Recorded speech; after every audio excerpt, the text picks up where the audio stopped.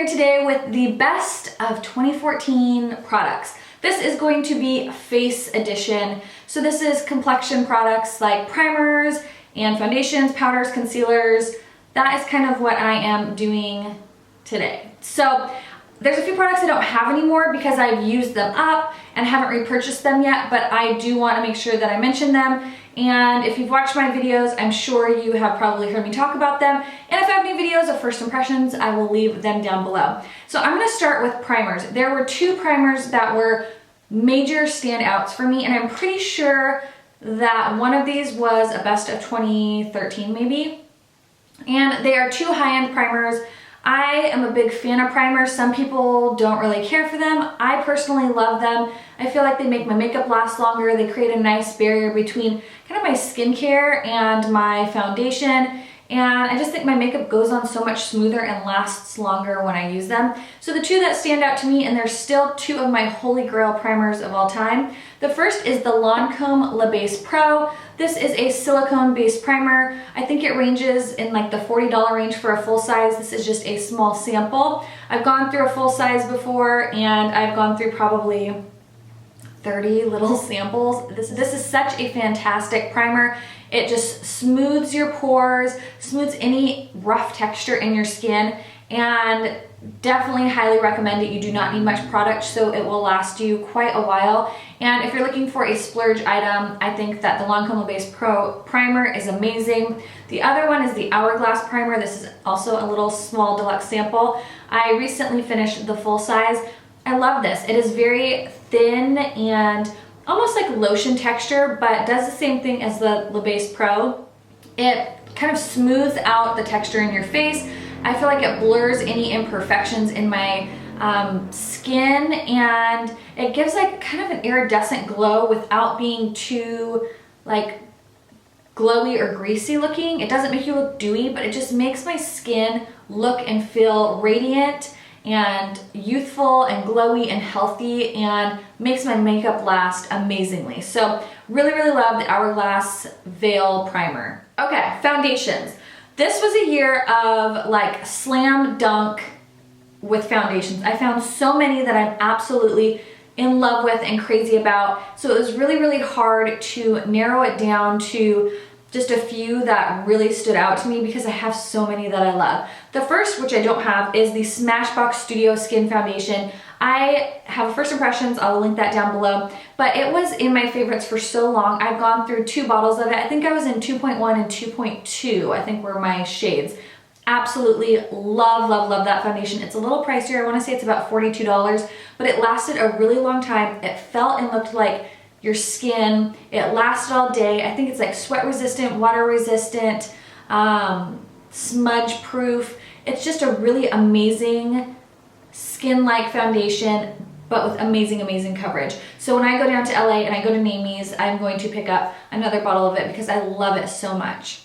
The next is the Urban Decay Naked Skin. Now, I have not shown this foundation very much love like the second half of the year, but the first half of the year and towards the end of 2013, this was my holy grail go-to foundation. Anytime I couldn't think of a foundation to use, this was it. And even though I haven't used it much in the last few months, the first half of the year, this was like all I used. This is in the shade 3.0. I went through a 5.0 and two 4.0s in the last, I don't know, year and a half, I think. So I have gone through multiple bottles of this stuff. I absolutely love it. This one, again, looks like skin. It's a lot lighter coverage. I would say it's probably like a light medium buildable coverage, where the Studio Skin is probably medium buildable full coverage, like somewhere in there, depending on if you use a beauty blender or you use like a brush. I prefer beauty blender, by the way, with the Smashbox one. I also prefer a beauty blender with the Urban Decay Naked Skin as well. Great foundation. I think this ranges in the 32, 38 range, somewhere in there. And again, if you like a light feeling foundation on your skin and you want it to look like skin but still provide some coverage, this is fantastic. I can't recommend this one enough. Now you will see a theme here that all the foundations I picked are very light weight on the skin. They may have great coverage, but they're more of a lighter, thinner consistency and not a thick, creamy foundation. So the next one is the Perricone MD No Foundation Foundation Serum. This is amazing. I'm halfway done, and I have a couple deluxe samples, but this foundation is fantastic. This is in the shade light to medium. I also have first impressions of this that I will link down below. This one applies best, in my opinion, with your fingers or with a brush, and it is a very liquidy serum foundation, but it's great if you have normal combo to oily skin.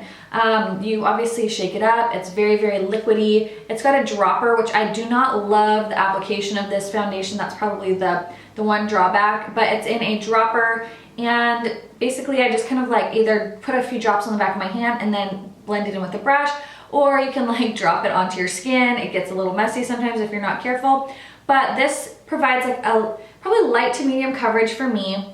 It's buildable, at least I find it to be pretty buildable. It looks like skin, it covers amazing, it lasts all day. The thing I love, and this one has SPF 30, and the thing I love about this one is when I'm like wearing sunglasses, I don't get those sunglass lines. It doesn't wear off like in weird places. It lasts throughout the day amazing on me, and I just love the way my skin looks when I'm wearing this. So again, that's the Perricone MD No Foundation foundation. And then the last one is the YSL Fusion Ink Foundation. And again, this is like a very liquidy consistency. I have this in 2 different shades. That's how much I love it. BD50 and I think B40 is the other one. A beautiful glass bottle. It has, again, a very weird method to apply it. It's a twist top, and then it has like this calligraphy pen type applicator. Again, this is one that I'll just kind of slap it all over my face or put some on my hand, and I like this one also with a brush. So this one applies best with the brush. I find this one also applies best with the brush. This and the Smashbox one with the Beauty Blender. This foundation is quite expensive. It's like $50 or $60. This one is in the $30 or $40 range. So they're all a little bit pricier, but I find that the way that they look on my skin to me is worth the price for it. There wasn't a whole lot of drugstore foundations in 2014 that I found really blew my socks off. There was just some favorites that I still liked, like the Revlon Color Stay Whipped is a great one. I also liked the Rimmel Stay Matte, which was also another good one. And I think that was kind of it for the drugstore foundations for me. I really kind of dove into some high-end stuff this year and found some gems that I love, and I definitely will be repurchasing. So now if we move into powder, there was only 2 powders that really stood out to me. One is the, tried and true mineralized skin finish from MAC. It's I think kind of like a satiny type finish powder. This one is in medium. I've gone through multiple of these. I don't know, I think I maybe went through one this summer because I was trying out other powders, but this is a great, I don't know, probably light to medium coverage. It just kind of sets your makeup, gives your skin a nice finish to it without making it look cakey. The other one, which I don't have with me, is the Kat Von D Lock-It Powder Foundation. I finished one up in the year of 2014 and repurchased it. I love applying that with a dual fiber brush, kind of like this one right here. I find that it gives you a beautiful finish without making it look cakey. It keeps you matte throughout the day. It's very finely milled and just sits so beautifully on the skin. If you want to do kind of use it as a powder foundation, something a little denser like a brush like this would probably be a little bit better to buff it in. For just a setting powder, I love using a dual fiber brush like this with the Kat Von D Lock-It Foundation, powder foundation. Concealer. One concealer that really stood out to me is the MAC Pro Longwear Concealer. This has been my tried and true for years, and I kind of just stopped buying other concealers because this one is the one I always came back to, and I just love it. It lasts all day. It's super thin feeling, so it doesn't cake up under the eyes, but it's very, very opaque. It's great for priming your eyelids. It's great for priming underneath your eyes. I love using this is an NW20. I love putting a squirt or 2 of this in maybe a foundation that's too dark, and it will lighten up the foundation. It also makes it last longer because it is like the Pro Longwear formula. So I just have a lot of uses for this, not only just for concealer, but to make foundations last longer, to lighten a foundation, and to prime your eyes. So it's really, really great. I love that.